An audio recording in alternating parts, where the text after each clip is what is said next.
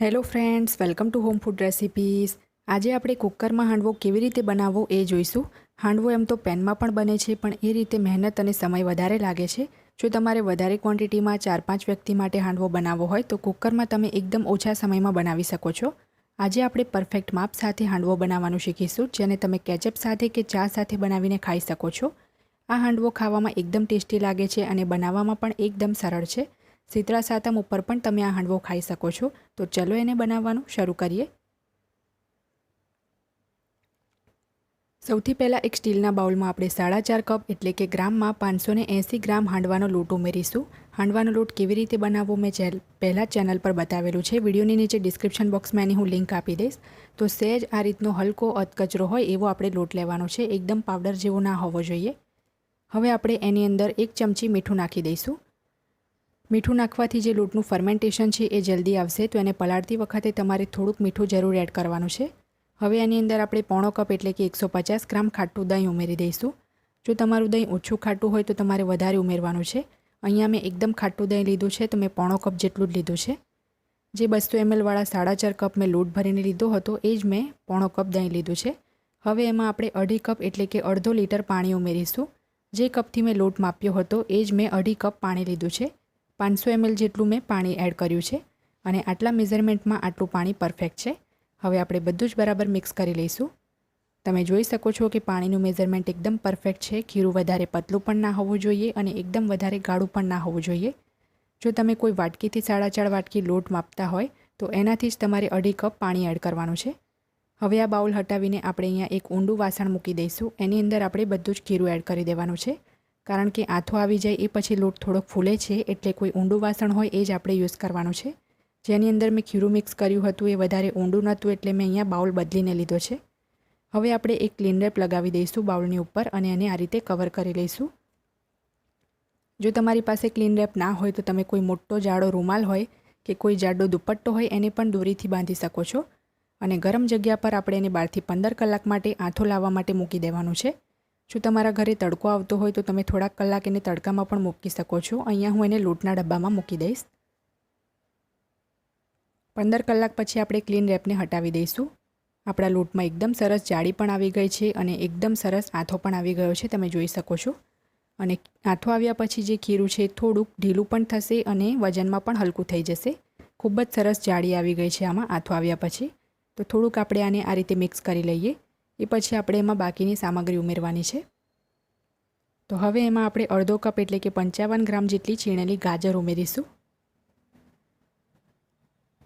1 cup એટલે કે 100 ગ્રામ જેટલી આપણે એમાં છીણેલી દૂધી ઉમેરીશું। દૂધી તમે આમાં ચોક્કસ એડ કરો, એનાથી આપણો હાંડવો જે છે સોફ્ટ પણ બનશે અને સ્વાદમાં પણ સરસ લાગશે। 2 મોટી ચમચી એટલે કે 2 ટેબલસ્પૂન આપણે સફેદ તલ ઉમેરીશું। 2 મોટી ચમચી દાણા જીરું પાવડર ઉમેરીશું। અડધી ચમચી હળદર ઉમેરીશું। 1 મોટી ચમચી તીખું લાલ મરચું પાવડર ઉમેરીશું। 1 મોટી ચમચી આપણે એમાં સિંગદાણા ઉમેરીશું। 3 મોટી ચમચી એટલે કે 3 ટેબલસ્પૂન આપણે આદુ લસણ અને લીલા મરચાંની પેસ્ટ ઉમેરીશું। એનાથી હાંડવાનો ટેસ્ટ ખૂબ જ સરસ આવે છે। હવે આપણે એની અંદર સ્વાદ મુજબ મીઠું ઉમેરવાનું છે। અહીંયા હું 1/4 ચમચી જેટલું મીઠું એડ કરું છું અને મીઠું આપણે આથો લાવતી વખતે પણ એડ કર્યું હતું, એ યાદ રાખવું। 2 મોટી ચમચી એટલે કે 2 ટેબલસ્પૂન ખાંડ ઉમેરીશું। 2 મોટી ચમચી આપણે એમાં ઝીણા સમારેલા લીલા ધાણા ઉમેરીશું, 2 ટેબલસ્પૂન જેટલા, અને બધી જ વસ્તુને હવે આપણે બરાબર મિક્સ કરી લઈશું। અહીંયા આપણું જે ખીરું છે એકદમ પરફેક્ટ કન્સિસ્ટન્સીનું છે, તો જો મને પાણીની જરૂર લાગશે તો જ હું એમાં પાણી ઉમેરીશ। અને દૂધી ઉમેરી છે તો દૂધીનું પણ પાણી નીકળશે, એટલે જરૂર લાગે તો જ પાણી ઉમેરવાનું છે। ખીરું એકદમ વધારે પતલું પણ ના થઈ જવું જોઈએ। તો પહેલાં આપણે આને મિક્સ કરી લઈએ, એ પછી આપણે એમાં તેલ ગરમ કરીને નાખીશું। અહીંયા ખીરું મિક્સ થઈ ગયું છે। હવે મેં ગેસ ઉપર એક વઘાર્યું ગરમ કરવા મૂક્યું છે। એમાં આપણે 1/4 કપ એટલે કે 50 ml તેલ ઉમેર્યું છે અને તેલ એકદમ સરસ ગરમ થઈ જાય ત્યારે આપણે એને ખીરુંની અંદર એડ કરી દેવાનું છે। ગરમ તેલ ઉમેરવાથી આપણો જે હાંડવો છે એ ઠંડો થયા પછી પણ ખાશો તો ગળામાં બિલકુલ પણ સૂકો નહીં લાગે, બિલકુલ પણ ડૂચા નહીં વળે ખાતી વખતે। અને આની અંદર આપણે સોડા પણ ઉમેરવાનો છે, પણ એનાથી પહેલાં આપણે થોડીક તૈયારી કરી લઈએ, કારણ કે આ હાંડવો આપણે કુકરમાં બનાવવાના છે, તો પહેલાં થોડી આપણે તૈયારી પણ કરવી પડશે। તો હાંડવાના કુકરની સાથે જે આ રીતની હોલવાળી પ્લેટ આવે છે એની અંદર આપણે હવે મીઠું ભરી લઈએ। અહીંયા આ જે મીઠું છે મેં પહેલાં પણ 2-3 વાર યુઝ કરેલું છે કેક બનાવવા માટે, એટલે એનો કલર આ રીતનો છે। મીઠુંની જગ્યાએ તમે ચાહો તો રેતીનો પણ યુઝ કરી શકો છો, પણ રેતી દરેક જગ્યાએ મળતી નથી, એટલે હું હંમેશા આ રીતે મીઠું નાખીને જ એનો યુઝ કરું છું। તો મીઠુંને બરાબર ફેલાવીને આપણે ઇવન કરી લઈશું અને સ્લો ટુ મીડિયમ ફ્લેમ ઉપર આપણે ગેસ પર ગરમ કરવા માટે મૂકી દઈશું। 5 થી 7 મિનિટ પછી મીઠું ગરમ થઈ જાય એટલે આપણે હાંડવાનું કુકર મૂકીને એને પણ બરાબર ગરમ થવા દઈશું। હવે સેમ વઘાર્યું મેં ફરીથી ગેસ પર ગરમ કરવા મૂક્યું છે। એમાં મેં અડધો કપ એટલે કે 100 ml તેલ ગરમ કરવા મૂક્યું છે। તેલ ગરમ થઈ જાય એટલે આપણે એમાં 1.5 ચમચી રાઈ અને 1.5 ચમચી સફેદ તલ ઉમેરીશું। અડધી ચમચી હિંગ નાખીશું। 15 થી 17 મીઠા લીમડાના પાન ઉમેરીશું અને 2 નંગ સૂકા લાલ મરચાં ઉમેરીને ગેસની ફ્લેમને બંધ કરી દઈશું અને આ વઘારને આપણે કુકરમાં નાખી દેવાનો છે। તો કુકરમાં આ વઘાર આપણે એકસાથે જ બધું એડ નહીં કરી દઈએ, થોડોક હું ખીરું નાખ્યા પછી ઉપરથી પણ એડ કરીશ। તો અત્યારે હું આમાં 3 થી 3.5 મોટા લીડલ ભરીને વઘાર એડ કરું છું। જે બાકી વધ્યો છે એને આપણે સાઈડ પર મૂકી દઈએ। ખીરુંને કુકરમાં નાખવા પહેલાં આપણે એમાં 1/4 ટીસ્પૂન એટલે કે 5 ચમચી બેકિંગ સોડા ઉમેરીને બરાબર મિક્સ કરી લઈએ। સોડા આપણે છેલ્લે જ નાખવાનો છે, જો તમે એને પહેલેથી નાખીને રાખશો તો તમારો હાંડવો બિલકુલ પણ ફૂલશે નહીં। અને ખીરુંની જે કન્સિસ્ટન્સી છે એ આ રીતની છે, પાણી મેં બિલકુલ પણ ઉમેર્યું નથી। તો હવે આપણે કુકરની અંદર બધું જ ખીરું એડ કરી દઈશું। આ પ્રોસેસ તમારે થોડીક ધ્યાનથી કરવાની છે, કારણ કે કુકરની વચ્ચે જે હોલ દેખાય છે ત્યાં બિલકુલ પણ ખીરું ના પડવું જોઈએ। તો એકદમ ધ્યાનથી ફક્ત સાઈડ પરથી જ આપણે આ રીતે ખીરું એડ કરી દઈશું, તો અંદર એની જાતે જ એ ફેલાતું જશે। બધું ખીરું ઉમેર્યા પછી આપણે ચમચાથી એને થોડુંક ફેલાવી લેવાનું છે અને હવે જે કુકરની સાઈડ ઉપર લાગ્યું છે એને પણ આપણે કપડાની મદદથી આ રીતે લૂછી લઈશું। હવે જે બાકી વધેલો વઘાર હતો એ આપણે ઉપરથી આ રીતે નાખી દેવાનો છે।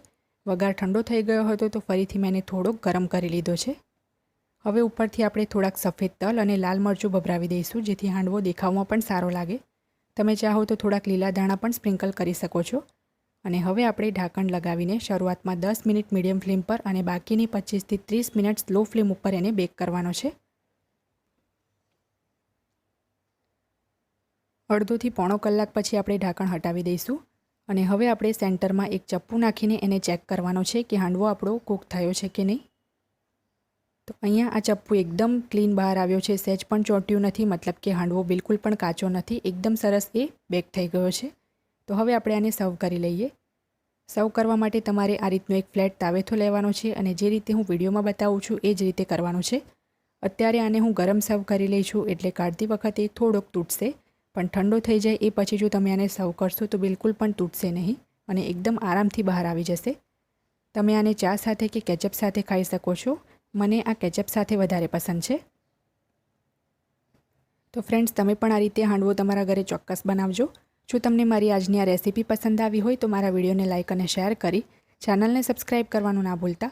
સબસ્ક્રાઇબ બટનની બાજુમાં જે બેલ આઇકન છે એને પણ દબાવજો, જેથી તમને મારા દરેક નવા વિડીયોની નોટિફિકેશન મળતી રહે। અને જો તમારે મારો આ જ વિડીયો હિન્દીમાં જોવો હોય તો એની પણ મેં લિંક નીચે ડિસ્ક્રિપ્શન બોક્સમાં આપી દીધી છે। તો મળીએ નેક્સ્ટ વિડીયોમાં, ત્યાં સુધી આવજો।